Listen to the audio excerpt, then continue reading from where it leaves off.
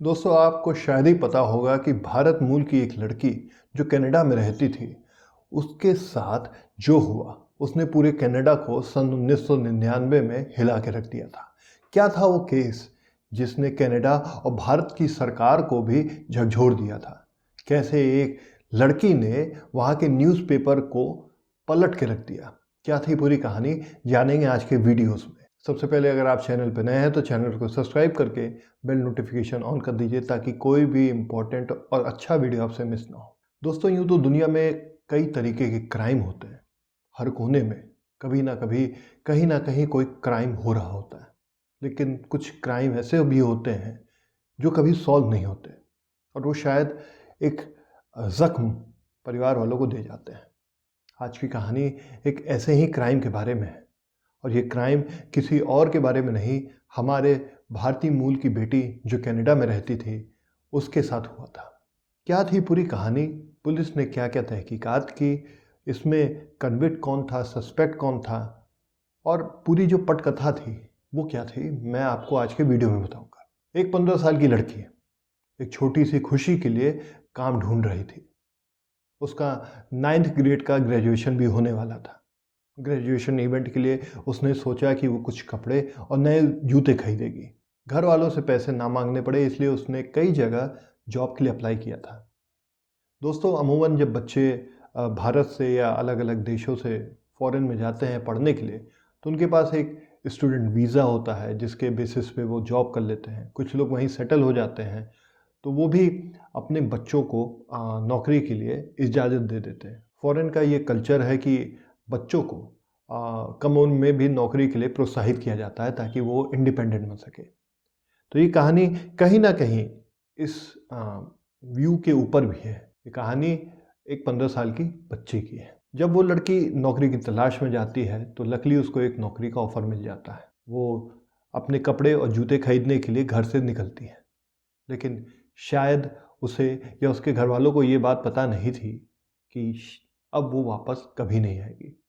ये कहानी है भारतीय मूल की रहने वाली लड़की जो कि कनाडा में रहती थी, जिसका नाम था शर्मिनी आनंदबेल। 1999 में टोरंटो से गायब हो जाती है और ठीक 4 महीने बाद उसकी लाश मिलती है। वक्त है जून 1999। गर्मी है, लेकिन कनाडा में अमूमन मौसम उतना गर्म नहीं होता जितना हमारे भारत में होता है। शर्मिनी ने अपने पेरेंट्स से कहा कि उसे एक नए जॉब का ऑफ़र मिला है, लेकिन उसके जाने के बाद उसके पेरेंट्स वालों को बस इस बात की खुशी थी कि उसको नया जॉब मिल गया है, अब वो बाहर गई है, काम करेगी, कुछ सीखेगी और जो पैसे लाएगी उससे वो अपने खर्चे कर लेगी।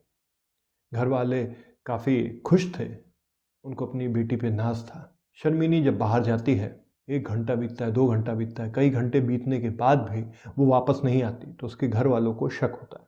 वो नज़दीकी police station, Toronto police station जाती है और वहाँ पे कंप्लेन लिखाते हैं। पुलिस बिना टाइम वेस्ट किए शर्मिनी की तलाश शुरू कर देती है, लेकिन कोई सॉलिड लीड नहीं मिलता। 1 दिन बीतता है, 2 दिन बीतता है, कई दिन बीत जाने के बाद भी शर्मिनी का कोई अता पता नहीं था। धीरे धीरे 4 महीने हो जाते हैं। ठीक 4 महीने बाद वहाँ नज़दीकी एक पार्क में एक व्यक्ति और उसका लड़का मॉर्निंग वॉक पे गए थे। जब वो मॉर्निंग वॉक कर रहे थे तो उन्होंने देखा कि एक शॉलो ग्रेव में एक लाश पड़ी है।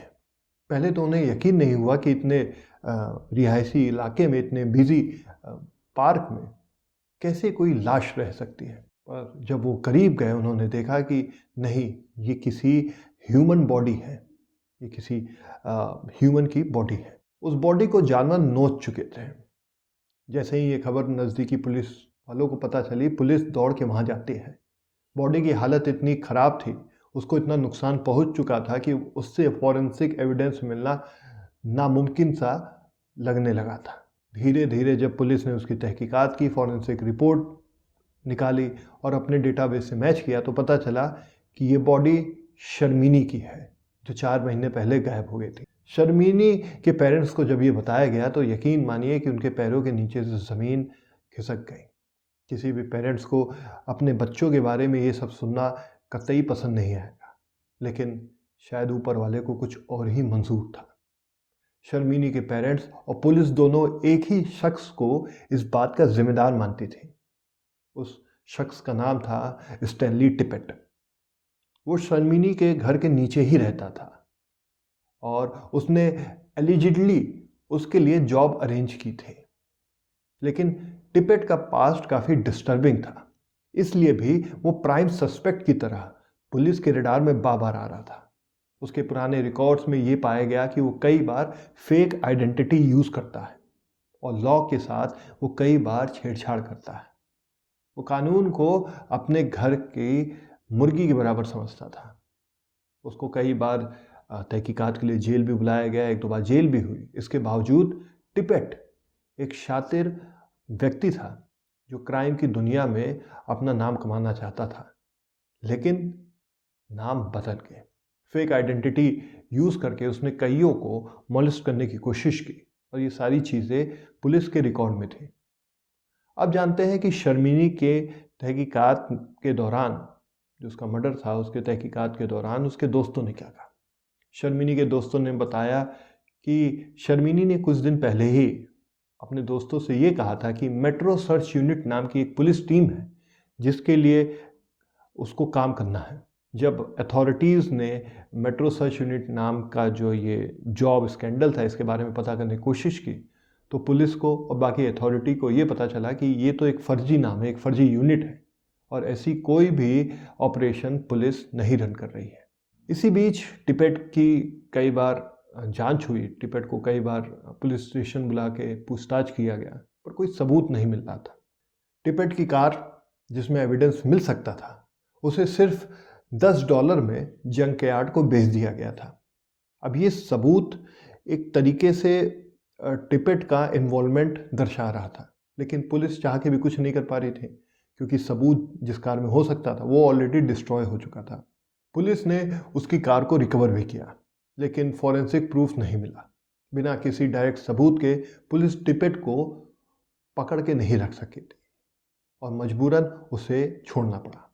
शर्मिनी की मौत का जवाब ना सही, लेकिन टिपेट बार बार कानूनी मुश्किलों में पड़ता रहा।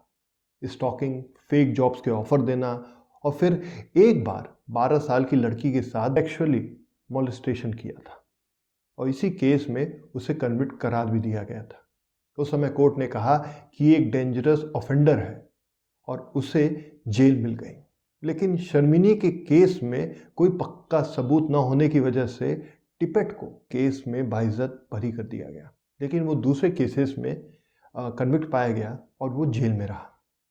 शर्मिनी के परिवार के लिए ये केस आज भी एक अनसॉल्व्ड मिस्ट्री है, एक ऐसे केस का दुख जो सिर्फ पुलिस रिकॉर्ड में नहीं था, एक परिवार के दिल में भी हमेशा के लिए रहेगा। क्या कभी सच सामने आएगा?